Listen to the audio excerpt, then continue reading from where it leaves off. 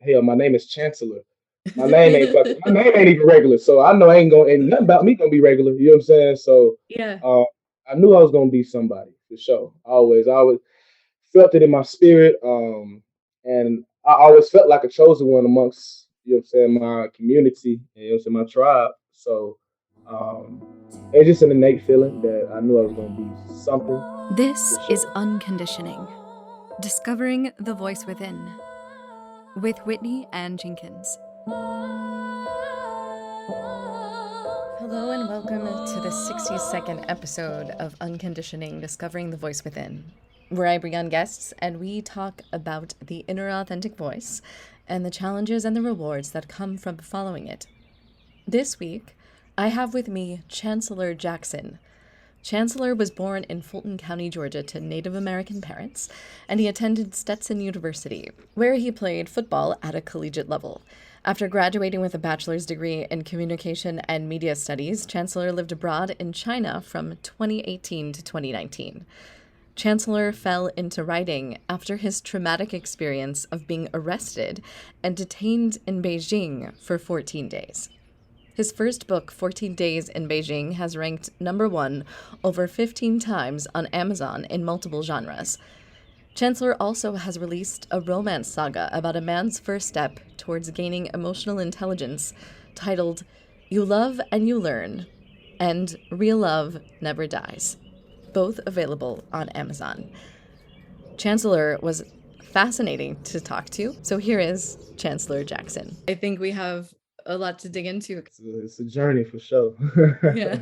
Sharing those experiences now with the world with a best-selling book behind you and sharing your story. In order for you to be able to do that, you had to go through a lot of things to get to where you are. And so one of the first things I'd like to ask is, when is the first time that you realized that you had this inner voice and guidance of your own, and when you began to realize that you could follow that voice? I've always been a natural born leader. So I've always been that voice of reasoning for not only myself but my peers. So of course when we outside playing, especially like we was kids, we outside playing, we away from our parents. So you got a bunch of you know what I'm saying, preteens out running around in the streets, getting into any and everything. And of course, bad decisions were made. But I was always I will at least make you think before you make a decision. You know what I'm saying? I'm gonna speak up and say something and give you option, give you alternative. Like, all right, bro, we can do this, but just know X, Y, and Z can happen just from you know what I'm saying. Us making this one simple decision. So, um, if you still comfortable with the consequences afterwards, then by all means, I can't control that. You know what I'm saying? You're gonna do what you want to do at the end of the day. All I can try to do is give you words of wisdom. Right. So I always been, I always had that voice, and I want to say it really kicked in full throttle around fourth grade. It's interesting Okay. too because I was watching a show on Nickelodeon, and this show's called Ned's Declassified School Survival Guide, and pretty much it was a whole show geared towards you know what I'm saying, giving kids a blueprint or tips on how to survive school, how to go about, you know what I'm saying, just handling school. And it's Yeah. really just from an organizational standpoint. So watching the show over the summer, and then I was like, okay, bet. School come back around. I want to try to apply everything that you know what I'm saying this show is talking about. And it was a complete 180. You know what I'm saying?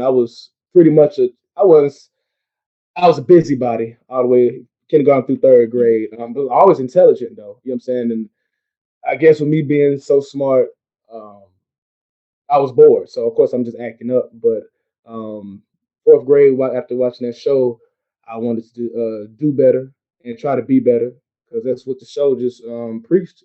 Just how to be better in school, how to be a better student. You know what I'm saying? All of that. So it was a complete 180. I'm making good grades, good behavior, perfect attendance, and then fifth grade it it rolled over and fifth grade class president, and then it was just momentum. You know what I'm saying? From fourth grade moving on, it was just a whole different type of time. And then once I started playing football, oh yeah, it was Yeah, even more fine tuning and sharpening in. You know what I'm saying? Because that's a whole nother aspect of discipline and right. leadership and work ethic, and you know what Hmm. I'm saying, all of that. Absolutely. Yeah, yeah. How was your upbringing as far as supporting you to follow like this like drive and leadership within yourself? It was me, my mama, and my brother. You know what I'm saying, primarily. Me and my brother 17 months apart. He's younger than me. So pretty much we was all we had growing up. Um, and really it's just us taking the step forward to wanting to do right. And it was really me taking that step forward, wanting Right. to do right, because LeBron followed suit, you know what I'm saying, right after me. So yeah, it was really just it was me. That was the shift. It's a simple choice. That's all it is. That's all it is. It's a choice. People think that all this is this esoteric godlike ability that only no, I made a choice. That's all Right. it was. And from that decision, good things happen. You stack good on good, good comes back to you. You can't do wrong and expect good things to happen. No, it don't work like that. So just Yeah, an energetic and exchange of what you put in is what you get out of it, right? I'm telling you. Yeah. So yeah, it was just natural. Yeah, so you explored football for a while, it seems. Yeah. And so there is like a discipline and leadership in that sport too. I Mhm. feel like there also must be some kind of like intuition that you must tap into to be able to be good at that sport. Um, it really just yeah, but that comes with development. That comes with development. You know what I'm Right. saying? Um, most people that have been playing football since they was 4 or 5 years old. Yeah, bro, you know a lot about the game. Yeah, you know how to play the game, but you've been playing it for so long and at a very young age. Me, on the other hand, I didn't start playing to eighth grade, so I lacked a lot of development, physically and mentally. You know what I'm saying, when it came to the sport. So it took me about a year just to catch up to speed. And after that year, you know what I'm saying, now I'm a freshman in high school. Now, you know what I'm saying, I got a little bit more developed physically. You know, definitely didn't learn my position a whole lot more. So now I'm just flying. Now I'm flying around. I ain't really doing too much thinking. Now it's all instinct, like you said, and just 1,000 reps. You do something 1,000 times, you be able to do that shit with your blindfolded. You know what I'm saying? So, um, just repetition, and just working my way up the ranks. You know what I'm saying? Freshman on the freshman team, sophomore on JV. Had to play JV again my junior year, halfway through my junior year before they finally moved me up to varsity. Um, and then I was able to start on varsity my senior year. But with that being me starting so late, at least getting playing time on varsity, I really have no film like that, no interest from colleges, scouts. Nobody knew who I was. You know what I mean? But playing football, college football was one of the biggest. Was the only goal I really had.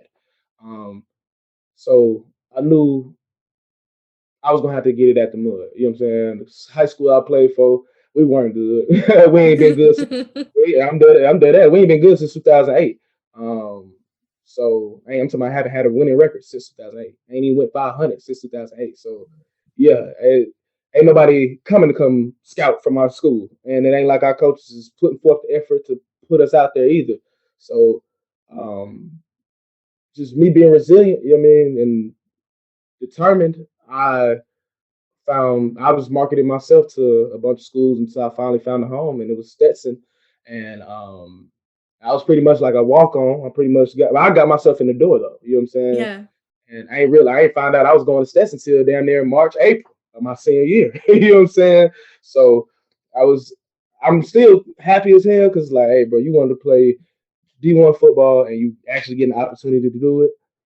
So congratulations to you on that, bro. You made that happen, bro. Can't nobody take that away from you. Hey, that's something to truly be proud of. Now the grind is just beginning because this college football. This is business. D1 at that. Oh yeah, yeah, it's business. So and you pretty much walk on. So ain't nobody really looking for you. You got to make a name for yourself. So the grind is just starting. So just had to going in fall camp my freshman year, balling. Earned the starting spot on our nickel package on defense. First game of the season, my first time stepping on the field as a college football player. I made the tackle, forced the fumble, and recovered it all in the same play. Tremendous, outstanding play for a freshman's first time stepping on the field, and I ain't touched the field the rest of that season. Wow. Ain't tell you know what I'm saying? It wasn't like I was hurt, none of that. You know what I'm saying? You would think, oh yeah, he gonna play. You know what I'm saying? He gonna definitely get a lot of burn this year. Nah, I ain't touched the field the rest of that year. I ain't really get to touch the field like at my position until my senior year. It was just like high school all over again. So with football being my first love and first passion, I was truly tested to see how bad I wanted to pursue college football. And shit, I definitely had to go through a lot of trials and tribulations, face a lot of adversity, but adversity introduces a man to himself.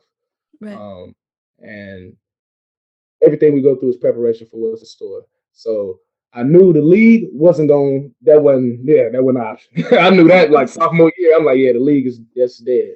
I'd had to deal with too many politics with just high school and college.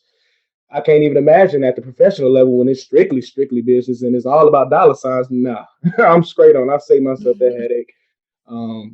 But I knew whatever was going to be, whoever I was going to end up being was, it was going to be a grind to get there. You know what I'm saying? Get to that victory lap. But I would, I'm gonna be big. I'm gonna be something major. I already knew I was going to be somebody. Right. Yeah. And once football came to an end, you know what I'm saying? Last game of the season, it's it. I got to hang the cleats up now. All right. We knew this was coming. Now it's like, all right, damn, bro, what's next? Right.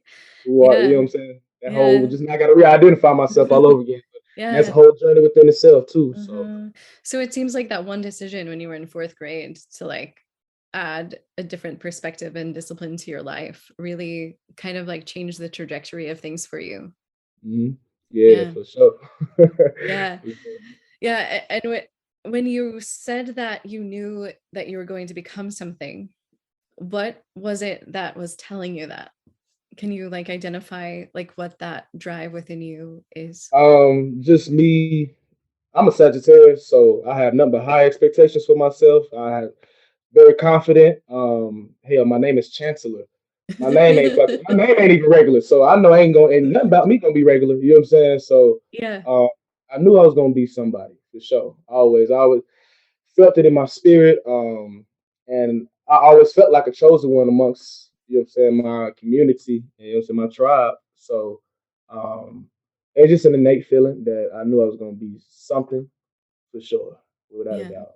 I know. Well, when I was before football was, I started playing football. I wanted it to be the first black president of the United States of America.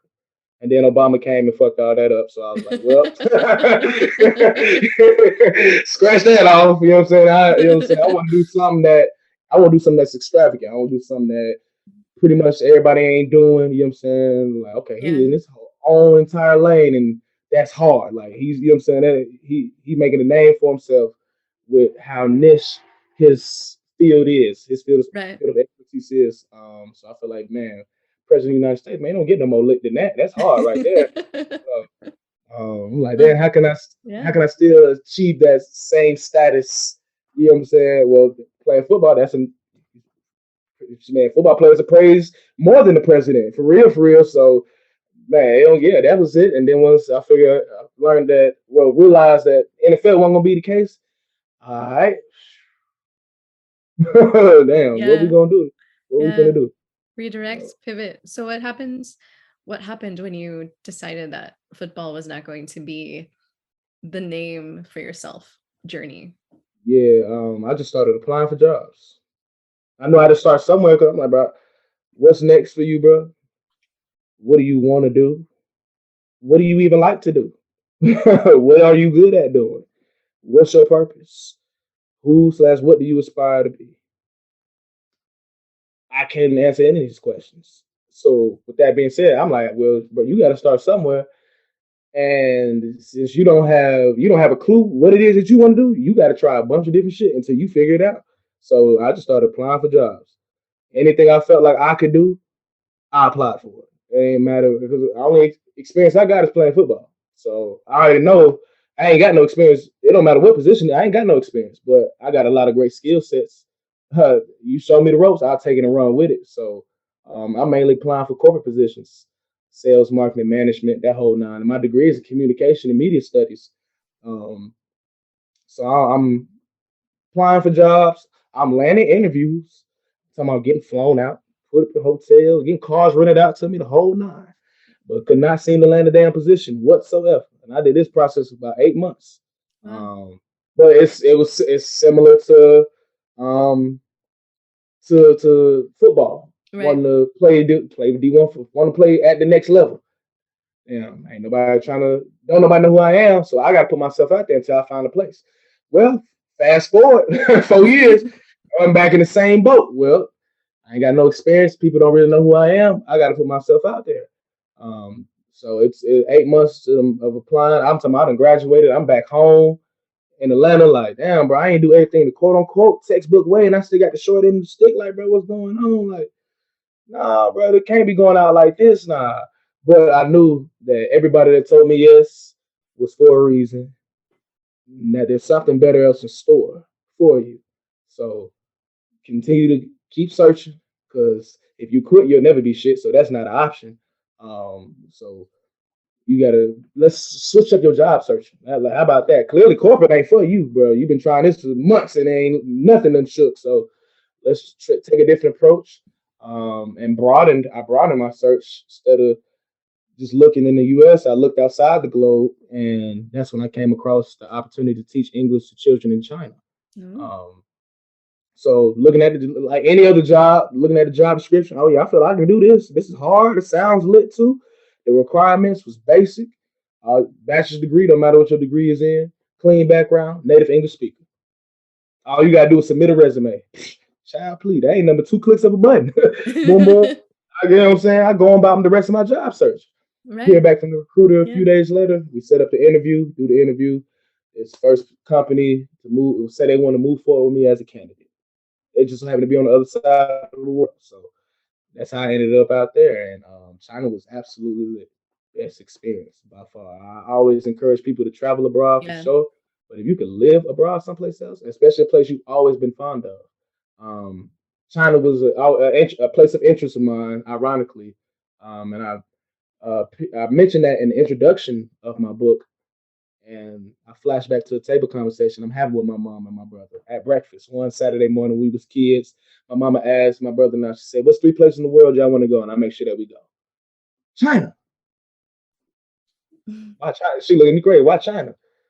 That's where everything's made. That's the only logical reason I have. Was that. That's where everything's made. You look at the back of any product and say where? Made in China. I want to go to the land where everything is made. But little did I know, did any of us know, that little simple table conversation would manifest and be a catalyst of change, just for me and, you know what I'm saying, for all of us, really. You know what I'm saying? Me and my mama both got to go out there. She got to visit me twice while I was out there. So it was China's absolutely a vibe. So I encourage everybody to live abroad in China, or live abroad someplace you've always been fond of. You know what I'm Right. saying? Yeah. You ain't got to be there long. I was in China for 6 months and I got a full experience. So you know what I mean? You ain't got to be there long. But yeah, China was lit. I enjoyed my time. And then on April 4th, 2019, things hit the fan and I was arrested in my apartment for possession of cannabis and served 14 days in the Beijing penitentiary where I was locked up 24 hours a day, 7 days a week, 15 men to one cell, nine wooden beds, three soups a day. And literally all I had was one Tupperware bowl and one plastic spoon. Nobody knew I was arrested or locked up. Nothing was explained to me as far as how the process works, what's next to come, how the jail even operates. I'm in this cell with 14 other Chinese men, none of which I can speak to. It's not looking too good. But at the end of the day, hey, accountability. You know what I'm saying? I had to hold myself accountable. So um, once I was released, and that was just when they just finally called my damn name. You know what I'm saying? As you read the Yeah. book, you don't know what's going on. You waking up hoping to hear some information, going to bed disappointed. So one day they say, "Hey, come on." You know what I'm saying? So once my name finally just called, you know what I'm saying, I'm released, deported from the country. And now I'm back in America, and I'm back to square one all over again, like when football ended. You know what I'm saying? Back and Yeah. lost everything, back against the wall. All right, what we gonna do? You know what I mean? And it was from there on. Um, Only difference between coming back from China and football ending was me having experience. That's Right. the only Yeah. difference. I'm like, well, before you ain't had no experience. Now you got experience working on the other side of the world. Hey, boy, that's gonna open up doors. So you know what I'm saying? Keep your foot on that gas. So I'm still in education. I fell into coaching football. Just hey, but you trying to coach? Shit, I ain't got nothing to do, bro. I ain't got nothing to lose. With. So I ain't opposed to it. What's up? We can do it. I'm finna go into year 5 of me coaching high school football. Um, Damn, bro, you should write a book about your experience getting locked up in China. That's a good ass idea. I don't even know where to start, but that's a great idea. Man, almost 10 months later, number one new bestseller in 3 different genres. You know what I'm saying?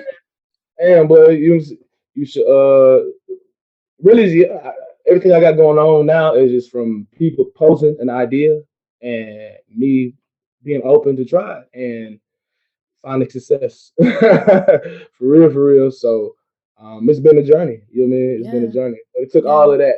It took all of that to be where I am now. Yeah. I imagine you learned quite a bit being in a jail in China for 14 days. It was really just I learned everything I needed to learn about myself Yeah. that I didn't know before. That's what that was. That's what that was for. To find myself. Right. And then taking that and applying it to writing your book, in which I imagine you found out more about yourself. Yeah. Me. What? Because I'm like, I went through this crazy experience for a reason. I ain't the type to just go through something like that and we're gonna let it die. Leave it. No, I'm gonna do something with it. I had no clue what I wanted to do with the story, but I knew it was a great story just from me telling it verbally to people and seeing their body language shift. And I'm talking about, okay, yeah, I got something for sure. I got something. Even when I was editing it, if I had people over, I'd be like, hey, bro, I hand them my laptop. Hey, read a couple pages of this. Let me know what you think. I ain't even tell them what it is. I said, you read a couple pages. 15, 20 minutes and passed. I said, I ain't got my laptop back. I'm like, oh, yeah. It's a page starter. You know what I'm saying? These folks dialed in. So I knew it was going to go crazy. Um, it went slap crazy. Yeah. It went slap crazy. I So mean, so what was your experience with writing before you decided to write a book? shit, I really ain't had no experience for real, for real. I feel like I ain't learned how to write for real until college. In grade school, we had to do essays here and there, of course, for like the end of course test. But aside from that, it wasn't like we was writing essays and papers throughout the school year. Child, please. So when I got to college, it was a rude awakening. I'm like, well, we got to write papers. I got to write paper for almost every class. Oh Lord, I want 4, 5 pages each. Oh man, y'all tripping, bro. But you know what I'm saying? It was definitely I learned how to write in college. But it was something that I enjoyed doing. I'm like, I have to do this. You know what I'm saying? To pass. So it wasn't like it was fun and games. But when it came to writing the book, it was a whole completely different story. You know what I mean? It's like there's not no curriculum assignment. You know what I'm saying? That's why I be preaching to my clients and stuff now that I coach through the writing and publishing process. But don't think about this as a school assignment. I'm not your professor. This is not due at midnight tonight. You know what I'm saying? Like, don't think about it like that. You start thinking about it like that, it's discouraging. It's gonna turn you off from writing in general. Man, this is as be as creative as you want it to be. This is truly as expressive as you want it to be. Man, put all of you onto this paper. Write it like you sending a long ass text message to your friend. Yeah. Write it just like that at first. We can go back and fix it and polish it all up afterwards. But for right now, but just get it on paper. Write it like you send a long text. Don't worry about no punctuation, no grammar, none of that, no indents, none of that, bro. Just get it on paper. Um, so found out I had a natural talent for telling stories, especially writing stories.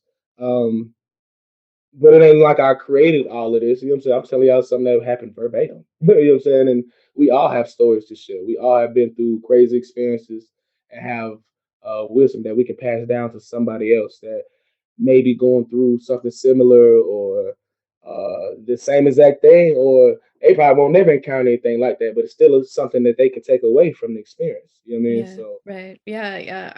Our world and society is dependent on stories to understand and make sense of our experiences.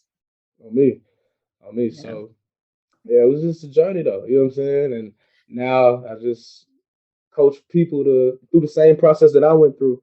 Cause I ain't gonna sit here and portray this ultimate poise like I've been had it figured out. Or I had the most excellent blueprint. Hell no, I was, I was going learning as I was going. You know what I'm saying? Learning as I was going, and I with through my trial and error, I was able to come up with a solid blueprint, and now I just coach that blueprint to others. And I had a client who dropped went through my service and dropped his book on October 16th of this year, and it was ranked the number one new bestseller in two different genres.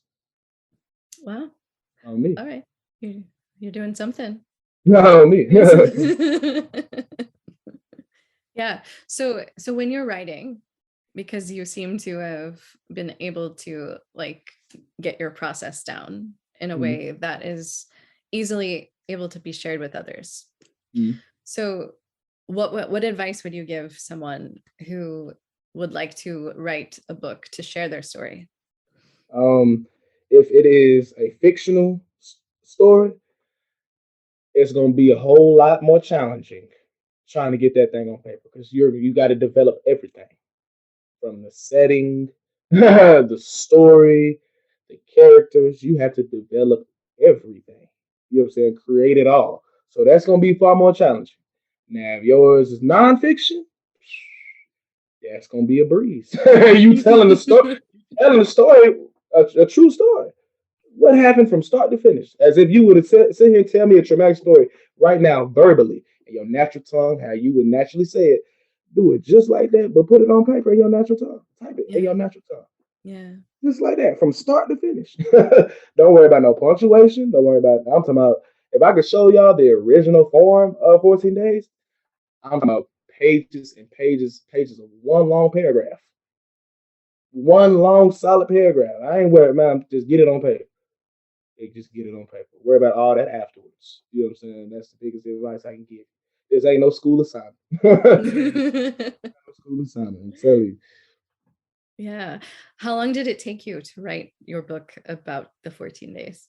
Yeah, 14 days. It only took me 4 months to write that story, and that was with me bullshitting. You know what I'm saying? Playing, I wasn't even really locked in like that for real, for real. But my romance saga, I wrote that in about 2.5 weeks. So, but I was on experience with writing a book, and you know what I'm saying, now just locking in. Oh yeah, it was whole two different two different types of times, and you know what I'm saying, entirely. But So yeah. you just told me that writing a fiction book would be challenging Mm, more so than your nonfiction one. And mm. you also just told me that it was a breeze for you. It Which was all my stories are nonfiction. yeah. You know what I'm saying? I might you can write the story if it's a true story that you already been through. Write it verbatim how it happened. As you going back and doing all that editing, you can change all of that. You can change the setting, the character's name. You can change all of that after it's already on paper, and that's gonna be a whole lot easier versus you trying to create it all, but still ain't trying to get the story on paper. You're gonna slow yourself up and you're gonna discourage yourself doing that. You know what I'm saying? Yeah. You could start off nonfiction, then turn to fiction easily. That's what I did with all mine for the most part, but they still based on true stories. Okay. Yeah. So Yeah. you use your authentic experiences Mm-hmm. to be able to translate into other worlds. On me. On me. Yeah. You can get as creative as you want to. Then and it's fun and it's all fun and games then, because the hard part's over. The story's written. Now it's just like, okay, I want this person to do, I want this character to be like this here. I want, you know what I'm saying, this setting take place, we're gonna call this place whatever. You know what I'm saying? Bumfuck, whatever. And I want this chapter to, I want this section to be a chapter. I want this section to be a chapter. And I want to call this chapter this. And I want to call this chapter that. And You know what I'm saying? Now I want to call it. I want to title the book this, and I want the cover. Now it's all creative. Now you just a visionary. Now that's when it gets fun. That's when it gets fun. So Yeah. now you like, okay, I'm getting closer and closer to this thing being a physical representation in my hand, and yeah, it's lit. Yeah. Yeah. So what is next for you? Continue to grow Collate Publications LLC. That's my publishing company, which all my books are published through and my services ran through. So continue to grow that into it's a household name, as far as you know what I'm saying, a publishing company, and continue to help other people. You know what I'm saying, put their stories out there. You know what I'm saying, and of course, they're gonna publish through Collate Publication, but you're gonna own all your royalties, all your rights. You know what I'm saying? You're gonna get everything that's rightfully yours. You know what I'm saying? We just helping you get it out there. You know what I'm saying? That's the luxury of Collate Publication. We bring it back to core of writing. You know what I'm saying? Which is truly self-expression, and so just getting back to that type of time, I feel like writing people don't write at all nowadays. Of course, they text and type, yeah, text a lot, but like, you know what I'm saying, tweet, you know what I'm saying, but as far as actually writing, journaling, and all that, now people don't really do that no more. So, it's because we just done got away from it. So, we just got so far away from it. And like I said, people always equate writing and reading to something curricular. So, you know what I'm saying, just bring back Yeah. that core, just bring back the core writing, man. Yeah, it's almost a lost art in some ways. Oh, me. Um, yeah. So, do you journal? Is that something that you do? Um, not really. I don't journal. I don't read books. I just found the talent in writing them, and I'm good at it. You know what I'm saying? I'm just helping other people write their stories. So, and well, I do read books because I'm reading other people's books. So, in that aspect, yeah, I stay reading or working on something, editing something. So, I still get to work on my craft, overlooking other people's works and projects. And then, of course, I'm working in schools too. So working with kids in English and writing. So it still go hand in hand with them too. You know what I mean? Yeah, absolutely. So if someone would like to work with you and write their story and like have you coach them through the process since you've been successful in this yourself, what does that look like? So yeah, man, you just tap in with me. You can reach out to me on any of my social media platforms or my website, chancellorkjackson.com. If you go through my website, you can set up a free consultation for 30 minutes. So that way we can get a feel for one another. You know what I'm saying? Talk about your ideas, your concepts to that degree. And we feel like we're a good fit for each other, and it's something you want to move forward with, then all right, boom, we can start working on just a blueprint. I had a pretty much a release schedule for you, and shit, from there now we're just gonna follow the blueprint, and it's really just gonna be the how fast we get the book written is gonna be up to you, because I, you know what I'm saying, when I lock in, I lock in. 4 months, 2.5 weeks. That's fast to write a whole story. So when I lock in, I lock in. So it's really up to you how fast we get it done. I got folks I've been working with longer than the individual who just dropped his book in October. You know what I'm saying? Yeah, And everyone. here's the you drag your feet. Hey, man, it's up to you. It's Yeah, up to you for real. different timing, different paces. You know Okay, me. and if people would like to read your book that you wrote or books, Yeah. where can we lead them to? Oh yeah. So you can find my books on my website, chancellorkjackson.com. You can also find them available on Amazon. The title of the books are 14 Days in Beijing, You Love and You Learn, and Real Love Never Dies. And pretty much the romance saga is a man's first step towards gaining emotional intelligence. But it's all one long story. It's all a trilogy. And in the perfect world, you Love, You Learn, the first romance book, is the prequel to the whole story. And then you have 14 Days of Beijing, and then you have Real Love Never Dies, which ties it all together. Oh, wow. Because it touches on, so you Love, You Learn is pretty much year one of my relationship. And then you got 14 Days, of course, which is just about my 14 days getting locked up. But Real Love Never Dies touches on of course, as year two of our relationship, me graduating touches on that. Me being in China, what I was on prior to getting locked up, and then of course what happened after those infamous 14 days. You know what I'm saying? So it brings everything full circle. So you can find them Amazon. my website, and I also have the audiobook for 14 days available on SoundCloud, YouTube, Spotify, Apple Podcasts, and Anchor. And I'm narrating it, so All it's a right. vibe. Yeah, it's a vibe Yeah. for sure. Yeah, for sure. Yeah. Excellent. Okay, I'll add all of those links into the show notes so that people can click on them very easily For sure. without any problem. So, is there anything else that you would like to share before we wrap up? Yeah, I want to leave y'all all with a message. And the message is it was from Nipsey Hussle. Those that don't know who Nipsey Yeah. Hussle was, um, serial entrepreneur, but was well known for his music and his clothing line. But all in all, man, a jack of all trades, man. Truly, truly gifted individual, self-made individual, straight out of South Central Los Angeles. You know what I mean? Yep. But the message goes long-winded, running through this life like it was mine, never settling, but setting every goal high. 1,000 birds on the path to my own self-destruction, no success. But what's a mistake without the lesson? You see, the best teacher in life is your own experience. And none of us know who we are until we fail. They say every person is defined by their reaction to any given situation. So who would you want to define you? Someone else or yourself? Whatever you choose to do, homie, give your heart to it. Stay strong. Yeah, that's fantastic. Yeah. I lived in Los Angeles for a while, so I understand his impact for On sure. me. Yeah. RP Nip, man. RP Nip. Yeah. So I do have one last question that I ask before we officially end, and that is if your inner voice had a billboard, what would it say to the world? Yeah, pose a question to everybody that's driving past and it gets to lay eyes on it. And that question will be with where you are right now, currently on your journey, and with everything you got going on, are you chasing a dream or are you fulfilling your purpose? Yeah. It's a good And question. just let y'all sit there and ponder on that. I don't need no answer. That's only for you to reflect on. You know what I'm saying? You know, Yeah. for sure.